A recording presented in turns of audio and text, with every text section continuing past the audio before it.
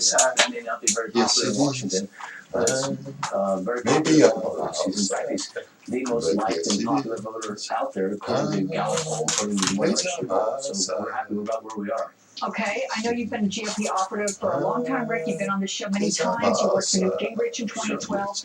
How damaging might this fight be to the party, Cruz versus Trump? And then you toss in Sarah Palin endorsing Trump. You have Glenn Beck endorsing your candidate. It kind of feels ugly, and perhaps not where the public might find the next president. Well, most conservatives are rallying behind Ted Cruz. And so this is a competition, but Donald Trump really has been a liberal progressive all his life, and maybe he did have a change, and I hope he did, but do we really want to elect someone or nominate someone to run for president who's recently changed to conservative positions on abortion, on marriage, on TARP, on stimulus, on amnesty, quite frankly, where he supported amnesty in 2013. Do we really want someone who's suddenly had a change? Because Donald is a deal maker, and deals involve compromise, and we have enough of those in Washington already. Okay, but let's talk about compromise, because Donald Trump says that your candidate has changed a bit on his stance on immigration. Is it fair to say that both candidates have evolved over time? Yes, he did. Yeah, except Ted Cruz didn't evolve. He's never uttered a word in support of amnesty. He was the lead opponent of the Gang of Eight. That was the bill that Marco Rubio and Chuck Schumer wrote that gave amnesty and legalization and citizenship to people who are here illegally. He has never supported that as the chief opponent of it. In fact, Jeff Sessions credits him for defeating it. All right, I want to take a listen to what Donald Trump said about your candidate a little earlier. Here's that. Ted cannot get along with people at all. I mean, the biggest problem he has, he's a nasty guy and nobody likes him. Not one Republican senator, he works with them every day, not one Republican senator has endorsed Ted Cruz.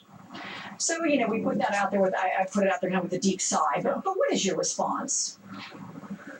Look, Senator Cruz went to Washington to change Washington, and they wanted him to get along to go along, and lots of people did that, like Marco Rubio.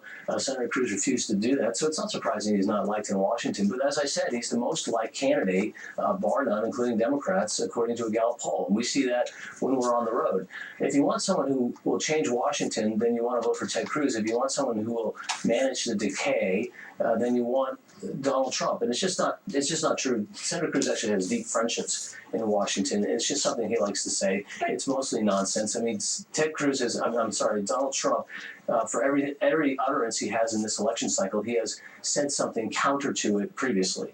But Rick, do you think going to Washington and making change means shutting down the government at times? I mean, is that really what people want? I mean, there's a level of obstinance there. No, of course You're not. shutting things down.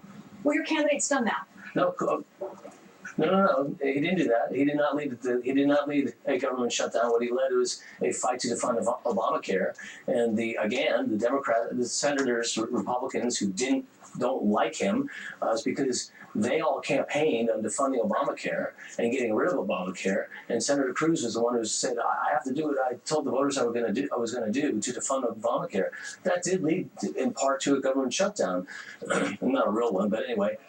It doesn't matter, but so they want to say shut down. Of course, they don't want to shut down the government. And by the way, the way it works is you rally the American people to get Congress to do what you want them to do. They like the system where the lobbyists on K Street who fund their campaigns tell them what to do, and they don't want to be responsible to the voters. But people who lead get the country to act. And Margaret Thatcher said, first you win the argument, then you win the vote. That's what Ronald Reagan did. Frankly, that's what Newt Gingrich did about welfare reform. He didn't go to Washington and say, oh my gosh, we don't have the votes, we're not going to pass welfare reform. He started a conversation with the country agreed with Gingrich, and they called their members and said, you to pass welfare reform, we'll send someone who will. That's how you move the country, and that's what Ted Cruz can do. And I don't think Donald Trump has any idea how to do that. Okay, Rick Tyler, thanks for joining us. Always good to see you. All right, it's good to see you. Thanks. Thank you. In our next hour, we'll hear from spokeswoman for the Donald Trump campaign. You'll hear from her, and also live reports from across the eastern U.S. as towns and cities begin showing signs of life from the record snowfall in the blizzard of 2016.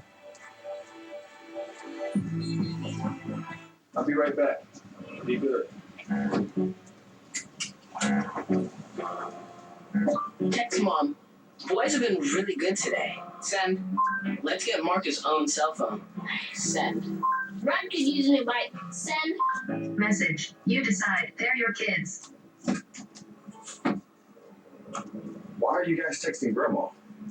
Joseph, Keep your family connected. App Connect on the newly redesigned Passat from Volkswagen. This is Sheldon, whose long day setting up the news starts with arthritis pain and a choice. Take Tylenol or take Aleve, the #1 recommended pain reliever by orthopedic doctors. Just 2 Aleve can keep pain away all day. Back to the news. How much protein does your dog food have? 18%? 20? Nutrient-dense Purina One True Instinct with real salmon and tuna has 30% protein. Support your active dog's whole body health with Purina One. Another day, and I'm still struggling with my diabetes. I do my best to manage, but it's hard to keep up with it. Your body and your diabetes change over time. Your treatment plan may too. Know your options. Once Daily Toujeo is a long-acting insulin from the makers of Lantus. It releases slowly to provide consistent insulin levels for a full 24 hours. Toujeo also provides proven full 24-hour blood sugar control and significant A1C reduction. Toujeo is a long-acting man-made insulin used to control high blood sugar in adults with diabetes. It contains 3 times as much insulin in 1 milliliter as standard insulin. Don't use Toujeo to treat diabetic ketoacidosis during episodes of low blood sugar or if you're allergic to insulin. Allergic reaction may occur and may be life-threatening. Don't reuse needles or share insulin pens, even if the needle has been changed. The most common side effect is low blood sugar, which can be serious and life-threatening. It may cause shaking, sweating, fast heartbeat, and blurred vision. Check your blood sugar levels daily while using Toujeo. Injection site reactions may occur. Don't change your dose or type of insulin without talking to your doctor. Tell your doctor if you take other medicines and about all your medical conditions. Insulins, including Toujeo, in combination with TZDs, thiazolidinediones,